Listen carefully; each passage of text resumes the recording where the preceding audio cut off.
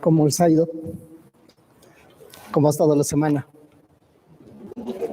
¿Cómo? ¿Bendecida? Qué bueno. ¿Cómo se sienten? ¿Bien? ¿Gozosos? ¿Tele? ¿Feliz por regresar a casa? Bienvenido a casa, Cristi. Bienvenido a casa. Hija chula. Bienvenida a casa. Esto es casa. Y bueno, sean bienvenidos.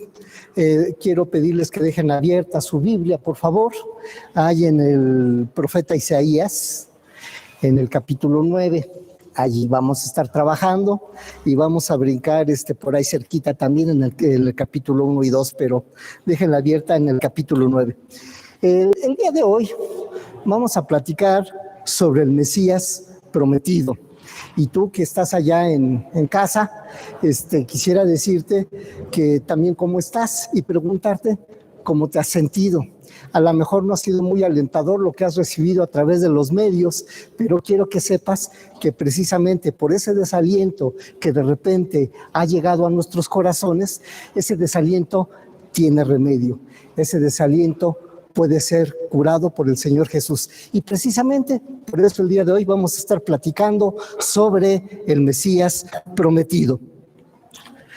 A lo largo del año, y que pues por cierto ya va a acabar, hemos estado trabajando la idea primero de crecer. Después de trabajar 3 meses sobre el crecer, trabajamos otros meses sobre el cambiar, y es necesario cambiar. Y por último tuvimos la oportunidad de estudiar el libro de Josué de principio a fin, y vimos que era tiempo entonces de conquistar. Tal pareciera que el crecer en medio de la pandemia, el cambiar en medio de la pandemia y convertirnos en conquistadores también en medio de una pandemia que el mundo jamás había conocido algo parecido. Pero bueno, eso es lo que estuvimos trabajando. Voy a hacer referencia primero a unos versículos que están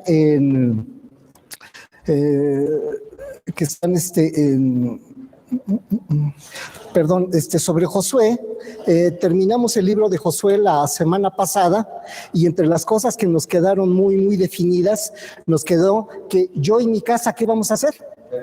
Yo y mi casa vamos a servir a Jehová. Esa fue la decisión con la que nos fuimos la semana pasada, ¿sí? Yo y mi casa serviremos a Jehová. Y sigue pendiente la pregunta: ¿y tú a quién vas a servir?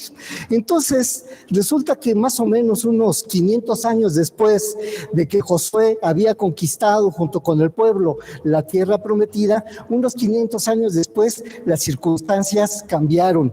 Y esas circunstancias cambiaron, y ya en Isaías capítulo 1, versículo 4, las cosas ya eran tremendamente diferentes. Ya no se sentían victoriosos, ya no eran las personas que iban de triunfo en triunfo. Ahora era un pueblo que Isaías se expresa de ellos de esta manera y dice: oh gente pecadora, pueblo cargado de maldad, generación de malignos, hijos depravados, dejaron a Jehová, provocaron la ira del Santo de Israel y se volvieron atrás. Después también en el capítulo 2, de los versículos del 6 en adelante, dice de la siguiente manera: has abandonado a tu pueblo y a los descendientes de Jacob, porque están llenos de astrólogos de oriente, de adivinos como los filisteos, y hacen tratos con los extranjeros. Su tierra está llena de oro y plata, y sus tesoros son incalculables. En su tierra abundan los caballos, y sus carros de guerra también son incontables. Versículo 8: su país está lleno de ídolos, el pueblo los adora, la obra de sus manos, a los que han hecho con sus propios dedos. Y aquí les voy a llamar la atención al versículo 8.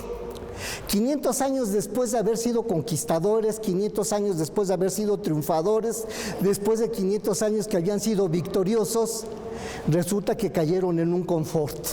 Y cuando cayeron en ese confort, dijeron: pues ¿qué tiene de malo seamos condescendientes con las tierras y con los ídolos y con los dioses de este pueblo o de los pueblos que están cercanos a nosotros.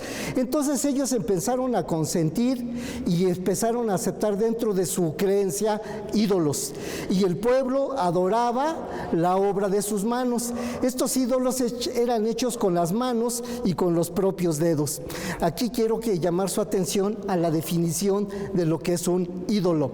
En hebreo, ídolo es Elil, y Elil significa Diosito. Y entonces muchos preguntarían, ¿qué problema puede causar un pequeño ídolo? Y aquí nos vamos a detener tantito.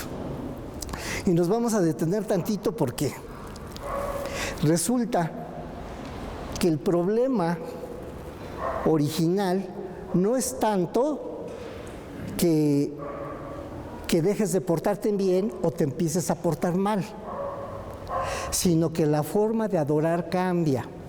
Desde el Génesis hay un personaje bien interesante que se le conoce como Luzbel, el estrella de la mañana. Tuvo un pequeño problema y un pequeño altercado con Dios. ¿Sabes cuál fue su altercado? Que de repente dijo, bueno, ¿y por qué hay que adorar a Dios? ¿Por qué no me adoran a mí? ¿Por qué no cambias el objeto de tu adoración? En lugar que sea Dios, que sea yo. Soy hermoso, soy también poderoso, sé cantar, sé alabar. Y esta es la parte que me llama mucho la atención. ¿Sabes qué? Nosotros vivimos en un pueblo alabador. Ay, hermano, pues cómo, viene el 12 de diciembre, el día de la Guadalupana, y además ya pasó el día de San Juditas Tadeo, y dices que somos un pueblo adorador. Somos un pueblo adorador. Somos un pueblo que nos gusta adorar y sabemos adorar. Y ese es el problema, cambiar el objeto de la adoración. Y entonces, en vez de adorar a lo que debes, empieza uno a adorar al ídolo. Definición de ídolo: todo aquello que absorbe la adoración que solo Dios se merece. Porque Dios es el único que se merece la adoración, ¿sí? Pero hay ídolos que exigen, adórame a mí en lugar de adorar a Dios. ¿Qué es idolatría entonces? Idolatría es adorar a ídolos, ¿sí? Adorar a ídolos, y este es el conflicto primario, ¿sí? Que es una separación de Dios y su pueblo se separa. ¿Qué hizo entonces el diablo en el Génesis? ¿Se separó de quién? Se separó de Dios. ¿Por qué se separó?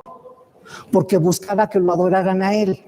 En el Nuevo Testamento, después de que Jesús es bautizado, ¿sí?, dice que fue a orar y ayunar 40 días y 40 noches al desierto. ¿Sí se acuerdan de ese detalle? Y después de que terminó el ayuno, ¿quién llegó? Llegó el diablo. Y el diablo le hace una propuesta muy interesante. Yo tengo algo que tú no tienes, y sí te lo puedo dar. Y tú tienes algo que yo quiero. ¿Qué quería entonces el diablo de Jesús? ¿Y qué quería Jesús del diablo? Pues el diablo es el dueño de todos los reinos de la tierra. Y Jesús, cuando vino precisamente a rescatar a todos esos reinos de las manos del diablo, rescatarlos y llevarlos a la presencia de Dios. Entonces, ¿el diablo tiene algo que Jesús quiere? Sí. ¿Y Jesús tiene algo que el diablo quería? También. ¿Qué quería el diablo de Jesús? ¿Qué quería? Yo te voy a dar todos los reinos de la tierra si tú te postras y me adoras. Por lo menos adórame 1 segundo, 2 segundos, 3 segundos, pero adórame.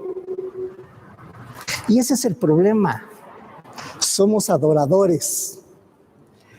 Aquí la diferencia es cuál es el objeto de la adoración. Vamos a ver qué es adoración. La definición de adoración es la rendición de nuestros afectos, deseos e intenciones a aquello que consideramos de mayor valor que todo lo demás. ¿Se entiende? ¿Sí? Quiere decir que hay momentos en que hay cosas, entonces adorar es rendirnos. ¿A qué?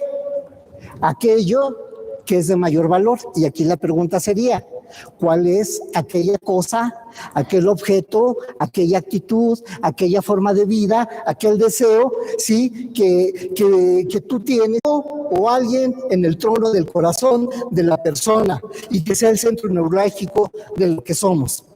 Entonces yo tendría que preguntar, ¿quién es el centro de tu vida? Dios. Dios. Aquí está tu marido. Es Dios. Ok. ¿Quién es el centro de tu vida, mana? Dios. ¿Sí? ¿Segura? ¿Y si estuvieran aquí tus hijos? Primero Dios y luego mi esposo y mis hijos. Ok. El centro de la vida debe de ser ¿quién? Dios. ¿Ya ven cómo sí somos adoradores? Ay, hermano, pero pues adoradores aquí en el templo, pues todos somos adoradores. Ok, vamos a ver lo siguiente. Entonces, adoración. Adoración es cualquier cosa que hagas para satisfacer ¿a qué? Aquello que está sentado ¿en dónde? En el trono de tu corazón. Entonces, todos aceptamos que aquí adentro hay cosas importantes. Y aquí adentro hay cosas que son también bien importantes. Si un adolescente perdiera su celular, ¿saben qué haría? ¡Ay, mi celular lo perdí! Chillarían, se revolcarían en el piso. Serían capaces de hincarse delante de papá y delante de mamá. Por favor, responde el celular. ¿A poco no? Ok, entonces esto nos da una idea que si hay cosas que se ocupan el primer lugar en el trono de nuestro corazón. Entonces, algunos me van a decir, ¿sabes qué, hermano? Estás exagerando. La idolatría no es un problema en el siglo XXI. En el siglo XXI ya no vamos delante de dioses, nos cortamos el cuerpo, hacemos ciertos cultos, prendemos una fogata, le damos vueltas y hacemos... Tienes razón, en el siglo XXI ya así la idolatría no es, pero sigue habiendo idolatría. ¿Y sabes qué? Todos somos adoradores, todos somos adoradores. Hay ídolos que se les adora en el siglo XXI. En el siglo XXI todavía, el pasado 28, hubo una orden de que la iglesia de San Hipólito iba a estar cerrada. Esa iglesia de San Hipólito, ¿a quién está dedicada? ¿A quién? A San Judas Tadeo. ¿Y qué hace San Judas Tadeo? El señor de los casos difíciles. Exactamente. Los casos imposibles los resuelve San Judas Tadeo. Bueno, eso dice. Y tienen un montón de gente que adoran a San Judas. Tienen tanta gente que aun cuando en la mañana del día 28 estaba cerrada la iglesia, para las 10 de la mañana la tuvieron que abrir. ¿Y saben por qué la tuvieron que abrir? Porque había cantidad de adoradores de San Judas Tadeo. Y entonces todos ustedes van a decir, ay, hermano, y los que están del otro lado en la red, viéndonos por televisión, y también van a decir, ay, hermano, pero nosotros no adoramos a San Judas Tadeo. Okay. Pero si se dan cuenta, tiene muchos adoradores y muchos lo siguen, y lo siguen buscando un beneficio. En el ángulo superior derecho tenemos el Foro Sol con un gran concierto de Café Tacuba. Y entonces ahí algunos ya se van a empezar así como a incomodar. ¿Sabes qué?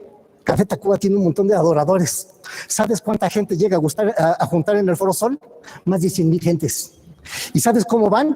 Van felices. ¿Sabes cómo van? Pagan su boleto. Y si no alcanzan boleto, pagan reventa. Y si no hay reventa, buscan la manera de cómo poder ir al concierto. Y mientras están en un concierto que dura 3, 4 horas, ¿cómo están? Eufóricos, brincando, felices de que están adorando. ¿A quién están adorando? A aquella persona que está en el trono de su corazón. Ya ven cómo si hay adoradores, y son adoradores a lo mejor para Café Tacuba no son adoradores de mi edad, pero tienen un montón de chamacada, pero una chamacada tremenda. ¿Y saben qué? Café Tacuba no les gusta, les reencanta, y pagan lo que sea y llegan al concierto y llegan al gran templo de adoración en el Foro Sol. en el Estadio Azteca o donde quiera que se puedan presentar. También hay San Antonio de Padua, tiene una iglesia muy interesante, hay en Diagonal San Antonio, porque es el Señor que cuando le oras supuestamente resuelve casos imposibles. Pero también hay oraciones para los que hacen negocios. Para los que hacen negocios también hay oraciones y ellos se encomiendan a San Mateo. Porque San Mateo es el que da prosperidad. ¿A quién? Al negocio. Entonces todos los que son comerciantes pueden ser adoradores de San Mateo o de San Martín Caballero. ¿Por qué? Porque ellos son los patrones de aquellos que tienen negocios. Y hay un chorro de gente que tiene cuadritos y es más, tiene tabladoras. ¿Y sabes qué es eso? Adoración. ¿Adoración a quién? A un objeto equivocado. Adoración a una imagen. ¿Sabes cómo se llama eso? Idolatría. Pregunta, ¿hay ídolos en el siglo XXI? ¿Hay idólatras en el siglo XXI? Pero bueno, hermano, es que estos son ignorantes. Bueno, vamos a los que no son ignorantes. Los muy tecnológicos, los de iPhone, los de iPad, los de iTunes, los de, ay, mírala, tú la traes. A estos cuates les encanta la tecnología, les encantan las verdades virtuales, les encanta conocer lo que no es verdadero, les encanta crear y recrear lo que no existe, les encanta vivir y les encanta alabar a todo aquello que tiene que ver con avances tecnológicos. Pero también hay otro tipo de personas que también son adoradores, los adoradores de su coche, los adoradores de su casa, los adoradores de su trabajo, los adoradores de su computadora, los adoradores de su iPad, de los adoradores. Pero también hay otro tipo de adoradores. Hay adoradores de la Santa Muerte, hay adoradores de Malverde, hay adoradores de otro tipo de santos que están buscando ¿qué? Agradar y satisfacer a su ídolo. ¿Qué diferencia tienen estos con el diablo allá en el Génesis? Yo la verdad no le veo. Y entonces algunos me dicen, ay hermano, estás exagerando. No, de veras que no estoy exagerando. Sí, hay ídolos, sí, que se les adora en el siglo XXI. Hay un ídolo bien interesante, las mujercitas. Les encantan los secretos de belleza. Y muchas viven ¿para qué? Para ser bellas. Y tiene que ser en secreto. Porque si esto se populariza, no es posible que todas sean bellas. ¿Quién tiene que ser la bella? Pues yo. ¿Sí? Y esto se llama adoración. ¿Hay templos de adoración a la belleza? ¿Y hay marcas que se dedican a la adoración de la belleza? ¿Hay marcas? Sí, hay marcas, tanto marcas de ropa como marcas de maquillaje, como tiendas departamentales, y todas van encaminadas a la belleza. Ay, hermano, nosotros no somos de esa cosa tan vanas y tan tontas. Bueno, a lo mejor no, pero los jovencitos y las jovencitas del siglo XXI tienen que ser guapos, y tienen que ser guapas, y tienen que ser fitness, y tienen que ser cero grasa, y tienen que ser light, y tienen que ser guapos, y tienen que ser guapas. Y si es necesario ir al templo de la adoración, que ahora se llama gym, antes se llamaba gimnasio, se llamaba parque, ahora le llaman gym. Bueno, pues ahora hay templos dedicados a la belleza, a la belleza física, pero también hay templos dedicados al deporte. Y en los templos dedicados al deporte, todos tienen una chiva adentro de sí mismos, o tienen un águila, o tienen un rayado, o tienen un X. ¿Sabes qué? Tienen unos templos enormes, templos que pueden albergar desde 50,000, dependiendo, o el Estadio Azteca, el Estadio Azteca que tiene capacidad de 90,000 personas, y se llenan. ¿Y se llenan para qué? Para adorar. Se llenan para adorar. También hay otros adoradores y hay otros templos que se llaman cantinas, o se llaman centros nocturnos, o se llaman salones sociales. ¿Y qué se distribuye? Se distribuye alcohol, se distribuye psicotrópicos. ¿Para qué? Para meterse en un rollo de vida diferente, para poder adorar. Yo no sé si tú que estás de aquel lado o los que están aquí presentes hayan encajado en alguno de estos perfiles. Lo que te quiero decir es que todos estos son adoradores y además fieles adoradores. ¿Qué nos vamos a encontrar en todo esto? ¿Será posible que en el siglo XXI podamos darnos una idea de la idolatría? Sí. Y entonces vamos ahora sí, Isaías, capítulo 9, y vamos a estar trabajando de los versículos 1, ¿sí? De los versículos 1 al 7, bien poquitos versículos. Ok. En este primer versículo, ¿qué nos vamos a encontrar? Dice, sin embargo, ese tiempo de oscuridad y de desesperación no durará para siempre. Les decía que después de haber conquistado toda la tierra de Palestina, después de haberla conquistado y después de haber recibido los beneficios de la libertad que Dios había dado, el pueblo de Israel decidió empezar a cambiar sus hábitos. 500 años después, ya se les había olvidado que Dios les había dado esa tierra prometida. 500 años después, ya se habían empezado a vivir de una manera diferente. ¿Qué tan diferente? En el capítulo 1, en el versículo 2, les dije qué tan diferente había aprendido a vivir. De tal manera que en el capítulo 2, en el versículo 7, dice que habían hecho ídolos y se habían entregado su vida a sus ídolos. Entonces, aquí en el versículo 9 nos dice, sin embargo, ese tiempo de oscuridad y de desesperación no durará para siempre. ¿Qué nos encontramos en primer lugar aquí? Bueno, estuvieron viviendo tiempos de oscuridad. Quiero preguntarte a ti que estás del otro lado, ¿cómo están los tiempos que tú estás viviendo? En tu colonia, en tu casa, en tu familia, en tu trabajo, ¿cómo les ha ido? Y de repente no dudo que los mensajes tanto de los gobernadores como los mensajes de las autoridades de salud a lo mejor han sido mensajes que no han sido del todo agradables. Incluso los mensajes que recibimos del extranjero a lo mejor no son mensajes del todo agradables. Y para los presentes, a lo mejor estos días que estamos viviendo no son los mejores días. Pudieran ser días de oscuridad.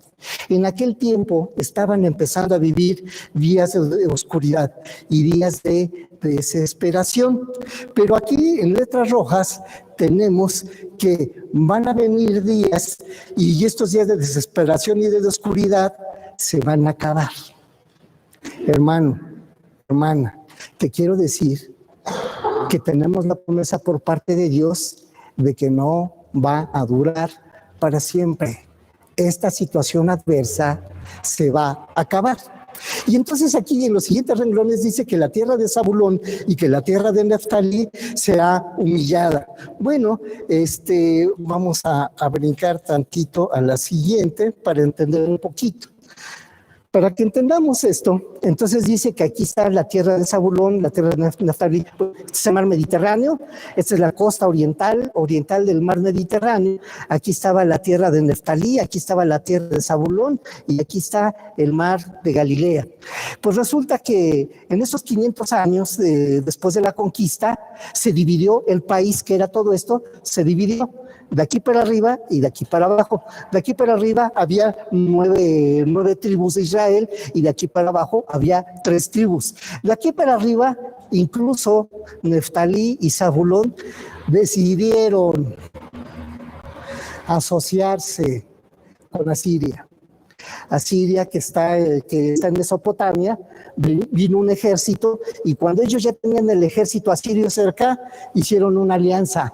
Y decidieron aliarse mejor con los asirios que seguir unidos a Dios, a su Dios que les había dado toda esta tierra como país. Entonces ellos hacen alianza y por eso dice Isaías, van a sufrir.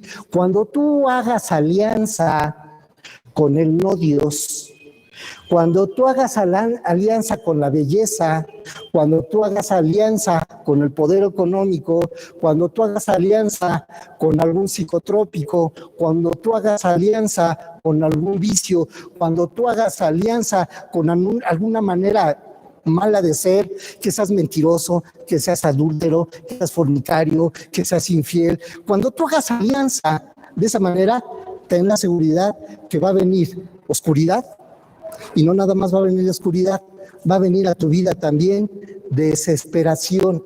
Y esa era la condición en la que ellos se encontraban. Es decir, Zabulón y Neftalí van a ser humillados porque ellos hicieron pacto con aquellos que no reconocían al Dios Yahweh, al Dios Yahvé, ¿sí? Porque no lo reconocían.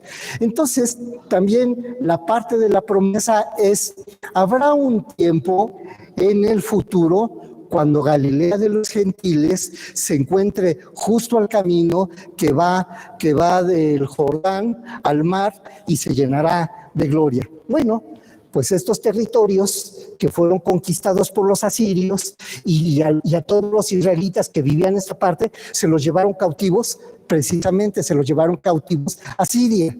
Si tú haces pacto con el no Dios, va a haber cautividad. Y estas 9 tribus desaparecieron y hubo oscuridad y hubo desasosiego en sus vidas.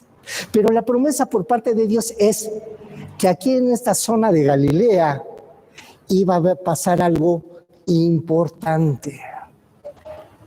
En esta zona de Galilea nace Jesús. En esta zona de Galilea Jesús predica alrededor de este mar. Jesús pasa mucho tiempo en esta zona. Es más, a Jesús lo conocen como Galileo. Y a todos sus discípulos incluso les dicen, tú andabas con Jesús porque tu acento de tu voz es Galileo. Te pareces al Galileo que andaba predicando por aquí en el mar de Galilea. Entonces, Isaías en el capítulo 9 inicia planteando que la oscuridad va a tener término. Y esto es bien importante. La situación adversa, la situación difícil, de falta de empleo, de necesidades, de complicaciones para vivir, de complicaciones para movernos, es temporal esta oscuridad. No te preocupes, porque al final de cuentas la luz vendrá. Versículo 2. En el versículo 2 entonces nos dice, el pueblo que camina en la oscuridad verá gran luz. Para aquellos que viven en una tierra de densa oscuridad brillará la luz. Entonces lo que yo les comentaba es que ellos vivían en una oscuridad porque no era posible vivir en paz. Porque los gobernantes eran malos y en el libro de Reyes, tanto en el primer libro como en el segundo libro, hay una frase bien interesante que se repite un montón de veces. Y este gobernante gobernó peor que el anterior. ¿Les es similar esa frase a ustedes? ¿Que el gobernante actual sea peor que el gobernante anterior? ¿Les es similar? ¿Se parecerá en algo a México? Pues será porque a lo mejor los mexicanos somos idólatras. Será porque a lo mejor los mexicanos no somos muy dados a la fidelidad con Dios y buscamos hacer pactos y asociaciones con el no Dios. Y buscamos hacer pactos de idolatría con otros dioses. Pero no se preocupen, va a venir la luz y la luz va a expulsar. La luz va a expulsar toda tiniebla. Si te das cuenta, antes cuando usábamos focos de filamento, ¿sí se acuerdan de los focos del filamento? ¿O soy el único viejo? Bueno, en algún tiempo los focos tenían un filamento. Cuando tú lo prendías, veías cómo el filamento empezaba a prenderse, y cuando lo apagabas, entonces se cortaba la corriente y se empezaba a apagar hasta quedar todo a oscuras. Ok. Cuando viene la luz tiene la característica que expulsa. expulsa toda tiniebla. Y sabes, aquí ya estaban prometiendo que iba a venir alguien de parte de Dios, un gobernante por parte de Dios, que iba a expulsar todas las oscuridades, todas las tinieblas. Y aquellos que viven en tinieblas por fin van a tener la oportunidad de poder vivir y ver a través de sus ojos y ver a través de la luz de Dios. Y esto es bien importante, porque el problema económico que tengas, el problema de encierro que estás viviendo, el problema de violencia, el problema de miedo, el problema de angustia, el problema de ansiedad, todos estos problemas que estamos viviendo en esta sociedad pandémica, ¿sabes qué? Te quiero decir que la promesa es que aquellos que viven en oscuridad van a ver gran luz. Y van a ver gran luz, sí, para aquellos que viven en una tierra que está en una oscuridad densa. Y aquí voy a hacer un poquito de mención a qué se refería esto de la oscuridad, de la oscuridad densa. Les comentaba que en el versículo Isaías 1:4 dice: gente pecadora, ¿sí? Pueblo cargado de maldad, generación de malignos, hijos depravados, dejaron a Jehová. Y en el 1:6 dice que desde la planta del pie hasta la cabeza no hay en ellos cosa sana, sino heridas, hinchazón. Y estos no están curadas, ni vendadas, ni suavizadas, ni siquiera con tantito aceite para que tengan oportunidad de sanar. Los reyes que gobernaban a Israel, como eran reyes que estaban puestos por voluntad de Dios también, se supone que ellos debieran de representar la justicia.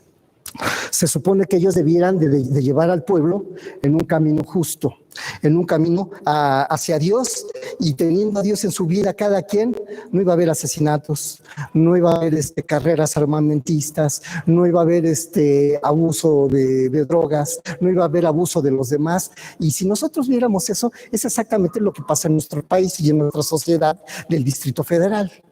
La pregunta sería ¿por qué? Pues por la idolatría. Porque decidimos adorar a alguien que no es Dios y decidimos no adorar a Dios. En Romanos, en el capítulo 1, nos dice que nosotros decidimos reprobar a Dios. ¿Y por qué lo reprobamos? Pues porque era Dios, y entonces decidimos no darle la honra y no darle las gracias.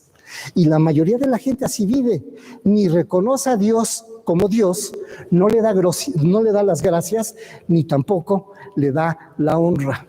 Es decir, no lo adora. Es decir, a los mexicanos nos gusta ser adoradores, no de Dios, sino de ser adoradores de otra cosa.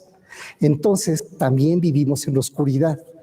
Y quiero decirte a ti, sí, que está al otro lado de la televisión, sí, quiero decirte que estas oscuridades pueden llegar a ser densas.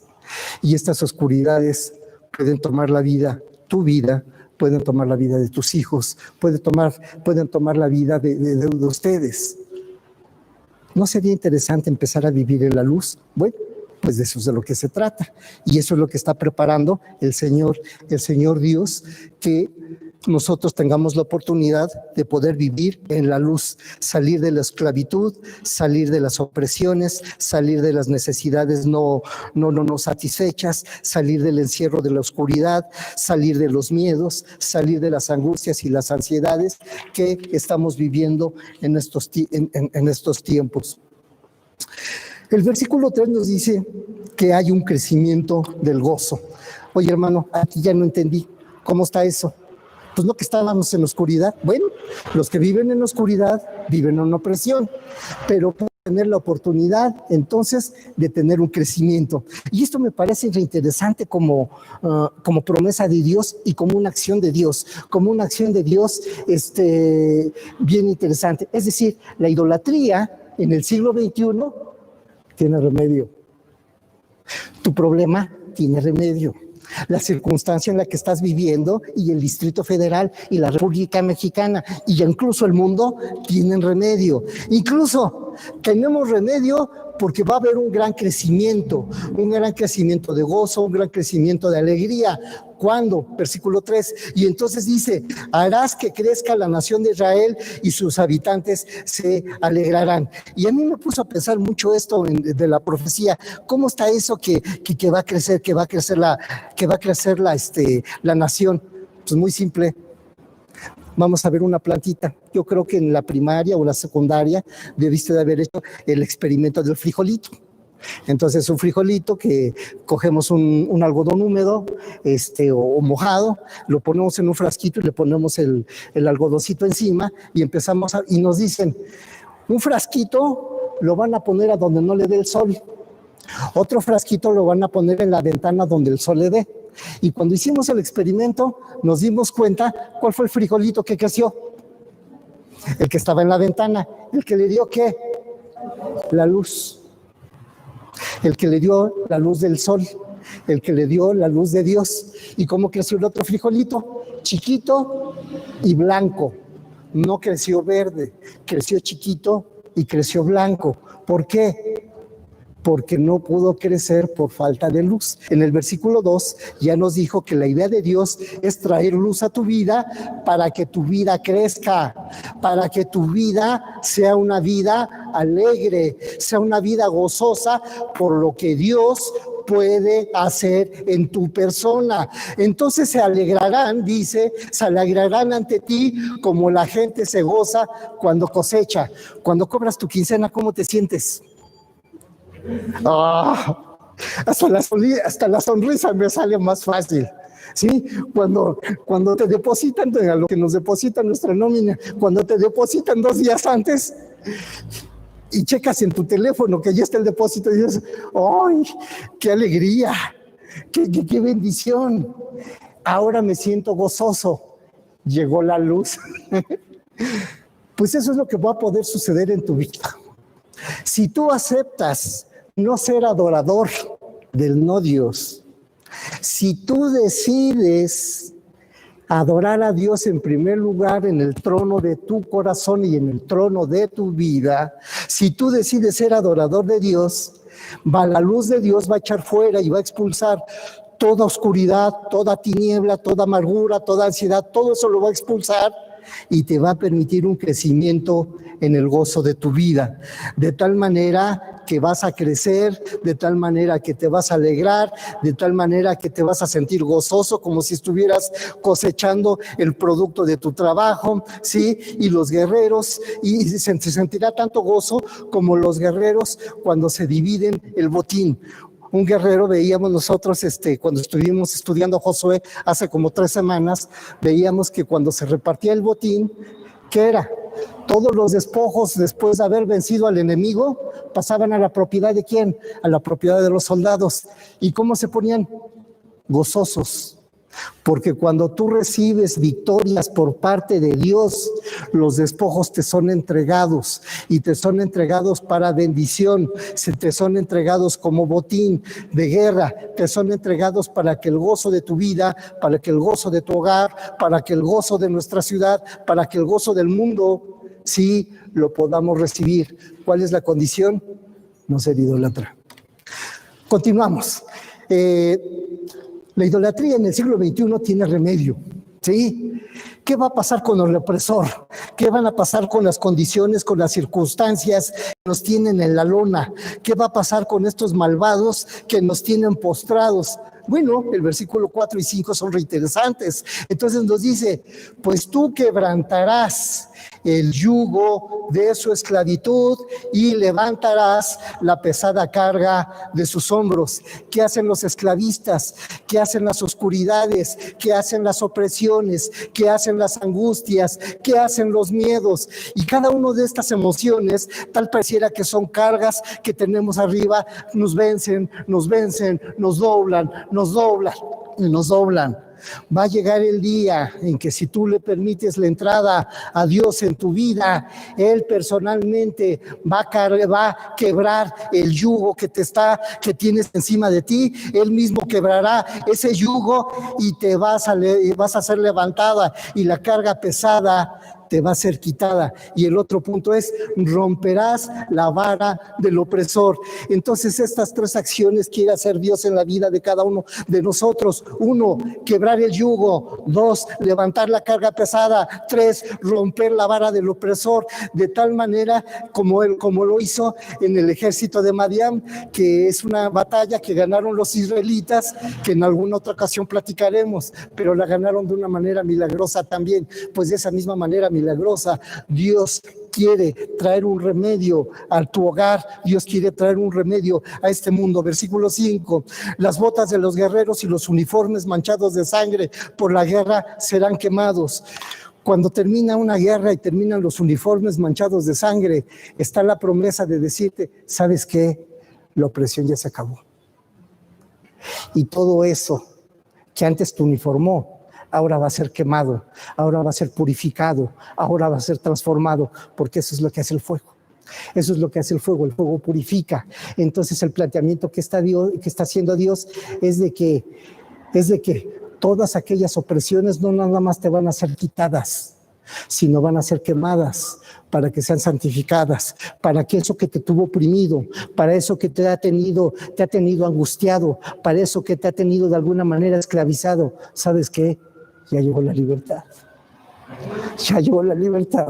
La voluntad de Dios es ahora que disfrutes y que vivas en libertad y que vivas en paz y que vivas en alegría sin los problemas que trae ese Dios que estás adorando o ese Dios que yo estoy adorando. Entonces, aquí tiene remedio la idolatría, ¿sí? Y aquel opresor va a ser derrotado. ¿Por quién? Por Dios mismo. Versículo 6. Hay remedio en esta idolatría en el siglo XXI, ¿sí? Una acción divina de liberación. Entonces, ¿qué decidió hacer Dios? Y esto lo decidió hace un chorro, pero de veras, hermano, esto Dios lo decidió hace un montón de años. Y lo decidió hace un montón de años. ¿Y qué decidió? Tomar acciones. ¿Cuál es la primera acción que toma? Pues nos ha nacido un niño y un hijo se nos es dado. ¿Para qué?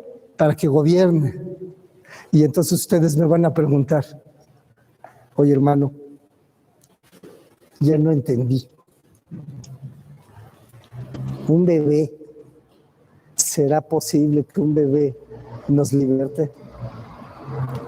¿Será posible que un niño recién nacido, varón, pueda libertarnos de estas adversidades? Y algunos dirían, oye hermano, pues como que te estás equivocando, ¿dónde estás poniendo tu fe y tu confianza? Ok, vamos a entender esto. 1, Dios quería que nosotros en el siglo XXI nos enteráramos que mandó un niño y lo hizo nacer en un pesebre y lo hizo nacer, lo hizo nacer de una. ¿Te acuerdas que hace rato te dije que el gobernante que hoy gobierna salió peor que el antiguo gobernante? Y esto no nada más es una costumbre mexicana, sucedió por mucho tiempo en Israel, por mucho tiempo así sucedió, así está escrito en el libro de Reyes. ¿Qué quiere decir entonces? Que este gobernante es como tú y como yo. No te entendí, hermano. Sí, muy simple. Este Salvador, este gobernador, este hombre que va a gobernar con justicia, este hombre que va a darle no nada más a cada quien lo que le corresponde, eso es lo que dice el derecho romano. No, Jesús no le da a cada quien lo que le corresponde. ¿Sabes qué hace Jesús? Restituye. Y lo que no has recibido y lo que no has tenido, lo restituye. De tal manera que si te hace falta mucho, te da mucho. Si te hace falta más, te lo va a dar. Y entonces este gobernador, sí, va a vivir como hombre, como nosotros, de tal manera que va a comprendernos como ¿qué? Como hombres. Por eso era necesario que naciera como hombre y que naciera de una mujer y que naciera como tú y como yo. No hay momento de más, vamos a llamarle, no hay momento de más peligrosidad para la vida que ser bebé. No hay momento en el que uno se encuentra más débil que como bebé. Pero ¿qué crees que es capaz de hacer Dios? Dios es capaz de levantar un bebé, fortificarlo, levantarlo, hacerle crecer, y eso pasó con el Señor Jesús. Vino a este mundo como bebé, a vivir con nosotros los hombres como hombre y a enseñarnos a vivir que es posible tener a Dios en el primer lugar de nuestra vida. ¿Quién era el primer lugar de Jesús? Su Padre, Dios. De tal manera que cuando el diablo viene y le hace una propuesta irresistible, ¿tú quieres a todos los humanos de este mundo? Son míos. Yo te los voy a dar porque tú quieres que yo te los dé. Pero yo quiero algo de ti. Yo quiero que tú por lo menos te hinques y me adores 1 segundo, 2 segundos, lo que tú puedas. Quiero sentirme importante y quiero sentirme grande. Y lo que Jesús hace ver, ¿sabes qué? No te vine a pedir permiso. Los voy a tomar, los voy a rescatar, los voy a sanar, los voy a salvar y van a vivir con la eternidad conmigo, a la diestra del Padre. El lugar que está reservado para ti cuando mueras, el lugar que está reservado para ti cuando tú ya no estés en este mundo, el lugar que Dios tiene reservado para ti es el cielo, a la diestra del Padre. ¿Y sabes qué? Para vivir allí por la eternidad. Entonces era necesario que en el siglo XXI nos diéramos cuenta que Dios pensó en un Salvador que pudo ser destruido. Pero ¿sabes qué? ¿Quién lo sustentó? El Padre. Y si el Padre tiene capacidad de defender a su Hijo, tiene capacidad de defenderte a ti. Si tiene la capacidad de defender al Hijo para posteriormente llevarlo a la cruz y fue entregado por ti y por mí, tiene la capacidad de defender tu vida, de defender la vida de tus hijos y defender la vida de tu hogar. Y por eso tengo subrayado el gobierno. ¿Por qué? Porque este niño se iba a convertir en el Salvador. Y si tú quieres ser salvado de todas las adversidades que estás viviendo, de todas las circunstancias adversas que están alrededor tuyo, déjame decirte que la esperanza de que llegue esa salvación a tu vida y todas esas oscuridades y desgracias sean echadas fuera de tu hogar y fuera de tu persona, es que creas en Jesús. Porque cuando tú aprendes a adorar al Padre y adorar al Hijo, estás en comunión. ¿Sabes qué? No vas a recibir la paga que va a recibir el diablo, porque el diablo se rebeló al Padre cuando le dijo: quiero que me adoren a mí también, no nada más a ti, quiero que me adoren. Y entonces el Señor lo expulsó al lucero de la mañana y lo echó fuera, y ha guardado y ha preparado cárceles para que este maligno algún día sea también encerrado. Y entonces este niño que es nacido, ¿sí? Y este hijo que nos es dado será quien gobierne.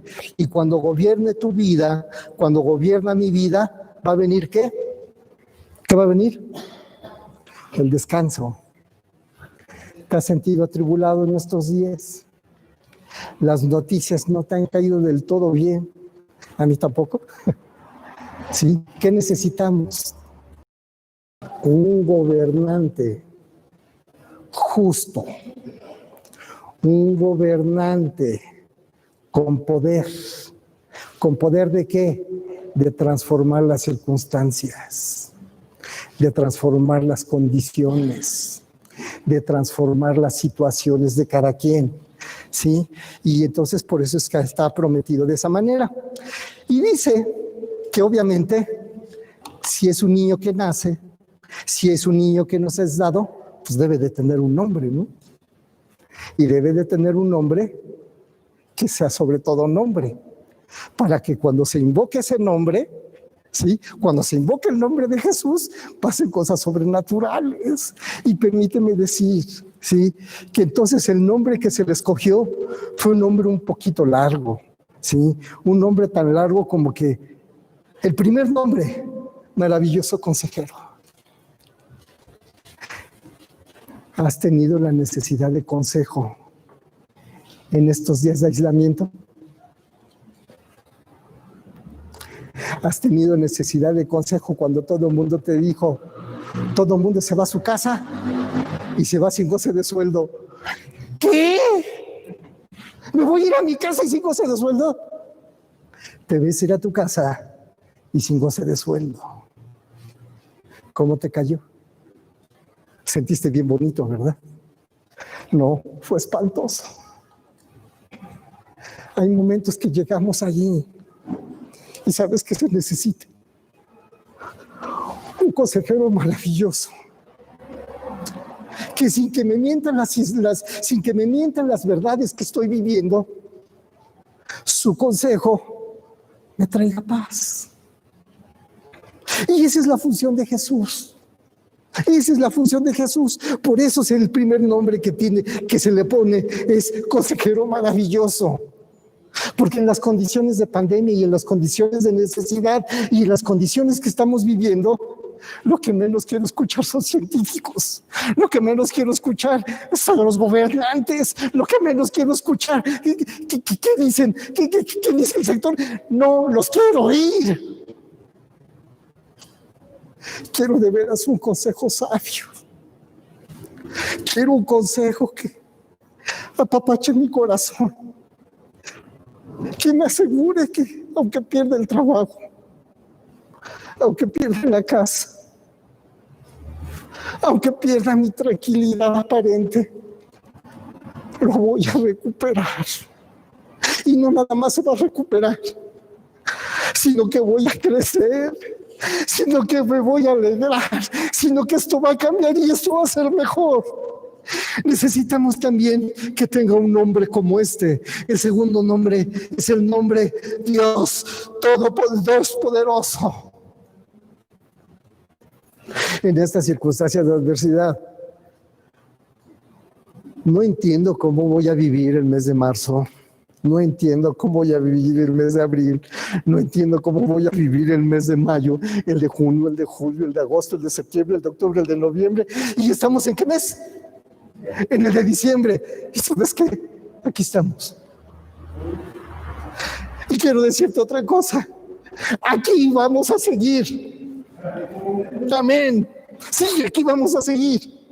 Y si Él decide decir, vete para acá, y se acabaron las angustias, me va a poner a la vista del Padre y me va a decir, este lugar lo reservé desde antes de que se construyera el mundo. Este lugar estaba reservado para ti. Entra, y entra, bendito del Padre. Y entonces, por eso necesito un Dios poderoso. Y muchos de los que han perdido su trabajo o empezaron a malbaratar su trabajo, porque todos necesitamos trabajar. Y tuviste que malbaratar tu trabajo, no cobrar bien barato, para que te dijeran, te doy la obra. ¿Sabes qué? Se va a acabar. Y tú eres el bendito del Padre. El consejero maravilloso que está contigo. Y el Dios poderoso te está acompañando todos los días de tu vida. Y aunque de repente las circunstancias sean adversas, hija, y nosotros los hombres, los papás, de repente no somos capaces de explicarles a los hijos cómo están las cosas, quiero que sepas que sobre ese hombre está el Dios poderoso, y que el Dios poderoso lo está sacando, y que el Dios poderoso sacó a este hombre también. Me consta que lo sacó. El cine se cerró, toda la industria cinematográfica se cerró. Netflix, de una manera extraña, de repente les hizo saber a todos ellos. Netflix entiende el problema que están pasando la industria del cine mexicano. De sus nombres, les vamos a depositar una cantidad.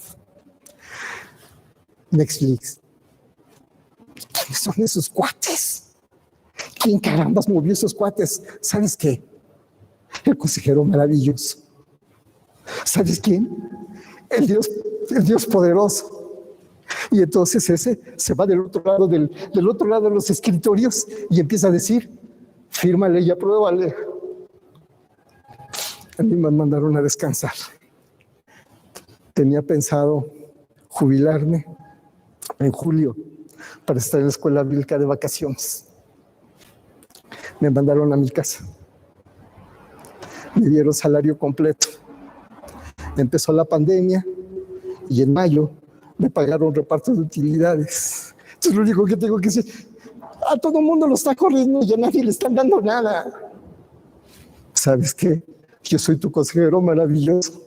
Yo soy tu poderoso Dios. Y él firmó lo que se tenía que firmar para que puntualmente, en cada momento, sin que faltara nada, me fuera entregado y me fuera entregado para repartirlo también. Y entonces por eso es que este Dios, este consejero maravilloso, este Dios poderoso, también tiene otro nombre. Y el otro nombre que tiene es Padre Eterno. Padre Eterno. Y lo único que me queda decir, ¿sabes qué, Señor? Gracias, papito. En hebreo, de repente hemos adoptado, es Abba. La palabra Abba no existe, así como tal. La traducimos como papito. Abba es el balbuceo del bebé, ¿sí? Así como en español los bebés balbucean. Y nosotros, ya dijo papá, no dijo nada, está balbuceando, sí, pero Dios entiende nuestros balbuceos. Los niños hebreos, cuando van a aprender a decir papá, empiezan,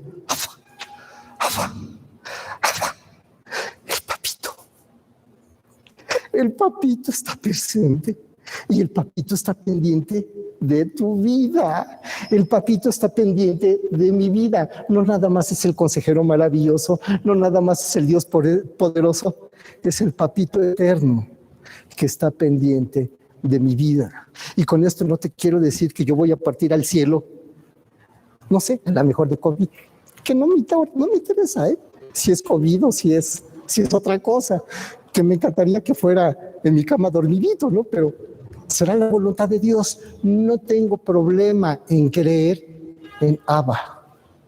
No tengo problema en creer en Abba Padre. No tengo problema en creer en mi papito eterno. No tengo problema de creer que Él va a cumplir todo lo que me prometió. No tengo problema en creer que Él está pendiente de mi vida. No tengo problema de creer que si esta situación todavía se extendiera, no tengo problema en ser libre de esclavitudes, no tengo problema en adorarle, no tengo problema en reconocerlo en primer lugar en mi vida, pero también era necesario que este niño tuviera otro nombre, y el otro nombre que se le pone es príncipe de paz. ¿Has estado angustiado en esta oscuridad? ¿Te has sentido ansioso cuando llega el fin de mes? Cuando llega el estado de cuenta de la tarjeta de crédito, cuando te llega el requerimiento de pago de Infonavit, cuando te llega XXXX cosas que te llegan, ¿te has sentido en la oscuridad? No te preocupes, va a durar poco. Cambia el objeto de tu adoración y deja de adorar todo aquello que no es Dios. Empieza a adorar al Dios verdadero. Y el Dios verdadero se llama consejero maravilloso, se llama Dios fuerte, se llama Padre eterno, se llama príncipe de paz. El versículo 7 es tremendamente aniquilante. Es tremendo el versículo 7. Una acción divina de liberación. Y las acciones divinas de liberación por parte de Dios continúan. Y entonces dice, su gobierno y la paz nunca tendrá fin. ¿Sabes qué?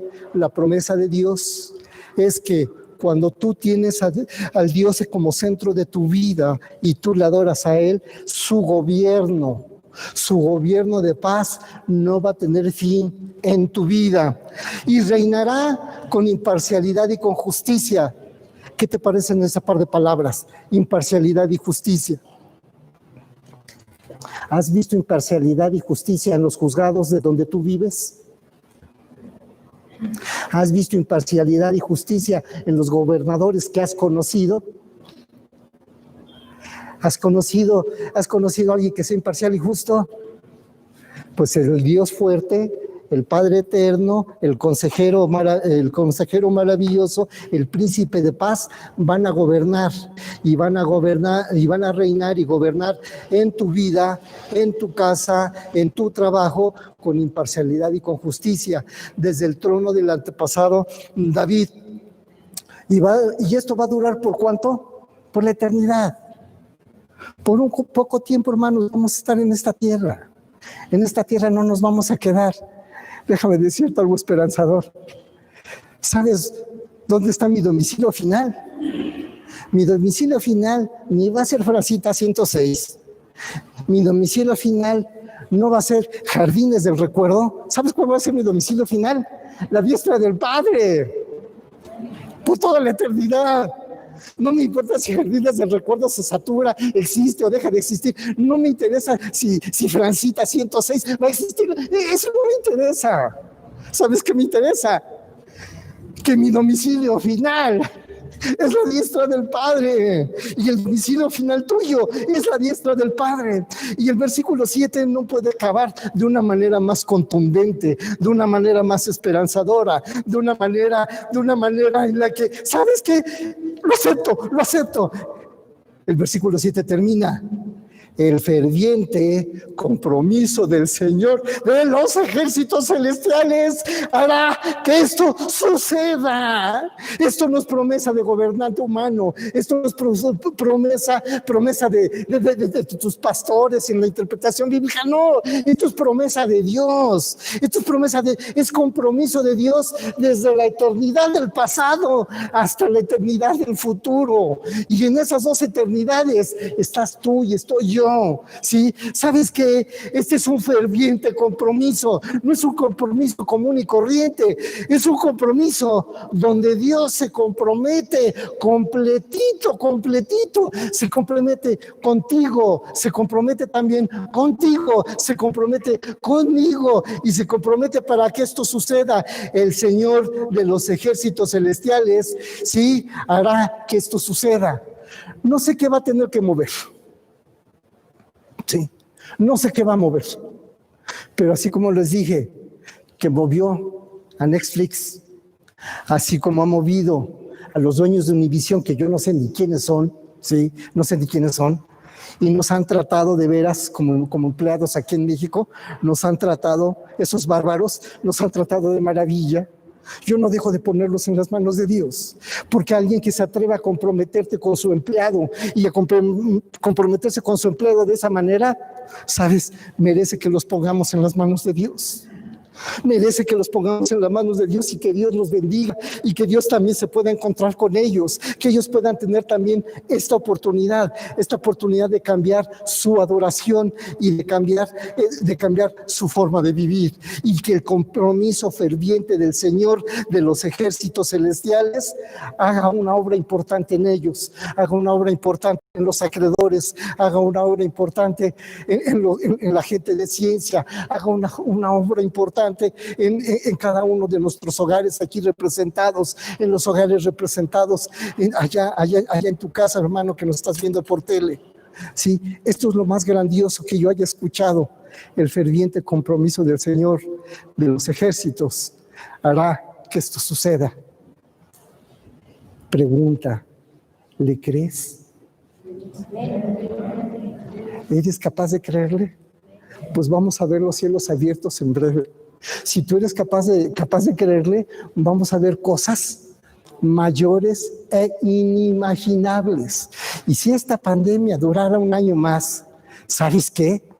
Vamos a estar creciendo en gracia, creciendo en sabiduría y creciendo en unidad con el Señor. ¿Sí? Si durara un año más. Y si durara más, hermano, no te preocupes, porque si esta pandemia, sí, te contagiara, vas a llegar ¿a dónde? A la diestra del Padre, porque esto lo promete el Consolador maravilloso. ¿Esto quién lo promete? Además del Consolador maravilloso, el poderoso Dios. ¿Quién lo promete? El Padre eterno. ¿Quién lo promete? El Príncipe de paz. ¿Sabes qué? En breve va a llegar. Vamos a orar. Dios bendito, le queremos dar las gracias, Padre, por la oportunidad que hemos tenido de escudriñar su palabra, por la oportunidad que usted nos ha dado, Señor, de entender que hay enfermedades que no son de muerte, hay enfermedades que son para darle la gloria a usted nada más, Señor. Le queremos dar las gracias, Padre, por esta oportunidad, Señor, de haberle conocido, por esta oportunidad, Señor, de recibir esta promesa. Y queremos decirle en este momento, Señor, yo quiero que usted haga esto en mi vida. Quiero preguntarte, ¿tú quieres que esta obra Dios la haga en tu vida? ¿Tú deseas que esta obra Dios la levante en tu vida? Allá en tu lugar, allá donde estás, dile, Diosito, quiero reconocerle a usted como mi consejero maravilloso. Quiero reconocerle a usted, Señor, como mi Padre eterno. Quiero reconocerle a usted, Señor, como el Dios fuerte en mi vida. Y quiero reconocerle a usted, Señor, como el príncipe de paz. Y quiero darle las gracias por su compromiso de que toda esta buena obra usted la va a hacer conmigo y corre de su cuenta. Gracias, Señor. Gracias. En el nombre de Cristo Jesús le damos las gracias. Sea su nombre enaltecido. Amén, Señor.